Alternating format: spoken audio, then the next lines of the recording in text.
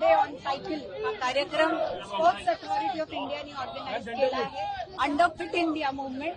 तर सगळे fitness freak, सगळे एन्व्हायरमेंटलिस्ट आलेले आहेत, स्पेशल सायकलिंग ग्रुप्स आलेले आहेत. खूप छान वाटतंय आणि मला वाटतं याच्यामुळे त्यांची फिटनेस हेल्थ तर वाढणारच, छान राहणार, पण त्या व्यतिरिक्त आपलं पर्यावरण जे आहे ते पण छान राहील, पोल्युशन नाही राहणार. Cycling is the only sport ज्याच्यात हेल्थ आणि झिरो कार्बन एमिशन्स आहेत. तर आपण हे सगळ्यांनी जेवढं जमेल तेवढं सायकलिंग करायला पाहिजे. आता आपण कोस्टल रोडवर करतो, इथे सायकलिंग ट्रॅक पण आहे, तर असे ट्रॅक्स पण आपण बनवायला पाहिजे अजून.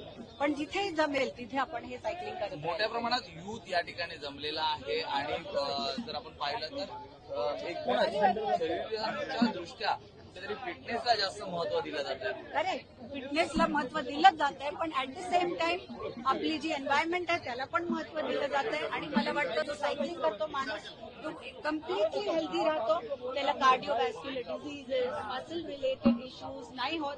खूप सारे बेनिफिट्स आहेत. तर just be on the cycle, ride your way to success through the cycle. राजकारणात पण सध्या एक मरगळ पाहायला मिळते, विरोधकांना एक आलेली मरगळ आहे, त्यांना देखील आपण फिटनेस सेशन्स भेटेल.